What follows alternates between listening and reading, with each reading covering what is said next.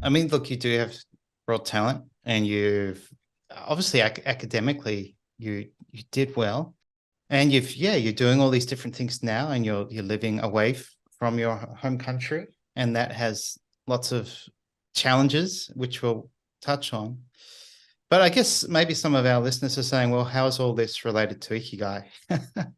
And so we're going to talk about how having an ADHD changed your life and led to intercultural and inclusion work, and how Ikigai has supported the work you do.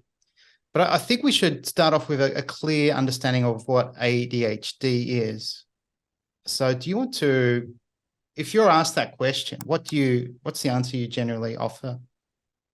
Yeah, ADHD is a type of neurodivergence. So meaning just different ways of interacting in the world of processing, but at this level. So it's basically a delay in development of the prefrontal cortex of the brain. So if you think of the brain begins to develop here, just like the more basic part of the brain at the base, and then the prefrontal cortex, it's the last little bit to develop. So for most people, it develops in the mid-20s, and this is the part that is in charge of our executive functions. It's in charge. It's like the CEO of the brain, the command center of the brain that's in charge of decision making, task initiation, all of these things that kind of constitute a mature decision maker, somebody who can make wise decisions and make good decisions, right? Impulse control, etc. So this is the part that develops last. But in most folks with ADHD, there's a delay, and a delay could be upwards of 3 years. So it's a type of neurodivergence, and alongside others that many people have probably heard of, autism spectrum disorder or dyslexia, dyscalculia, dyspraxia, et cetera. So it's one of those. And then ADHD is, people used to maybe familiar with ADD, but now we refer to it as ADHD, but with different types of presentation. So there's the attention deficit hyperactivity disorder. So there's the hyperactive presentation.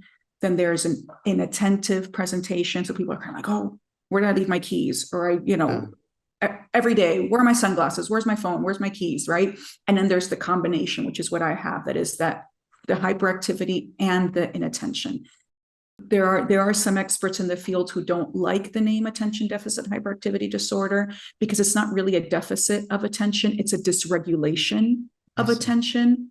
So if something does not motivate you at all, it's like, don't even talk to me about it. Our working memory is very slow. I could go to a shop and I could say, how do I get to this section? And if they give me a step that's more than 2 steps long, I look to my partner. I'm like, I hope you got that, because I got the upstairs to the right, and everything else is like, wah, wah, like Charlie Brown teacher speak. But so yeah, I don't even know. See, I don't even know where I was going with this. But anyway, but then if I'm passionate about something, I could get lost in this rabbit hole of attention where nothing else exists around me but this that absolutely motivates me. So it's not a deficit of attention, it's a dysregulation of attention. So it's either too little or too much, depending on motivation, etc. So yeah, and it's not, and the reason I talk about TikTok is that it's not just because, we all do, especially now with smartphones and with just all of this stimulation, all this information, our attention spans have gotten shorter and shorter. Yeah. So we all have this kind of, oh, what's going on out here? But ADHD is a lot more. It's not just that. There's a lot more that comes along with it, that's a whole podcast in and of itself as well. But so it's not just the attention bit or the hyperactivity bit. There's a lot more there too.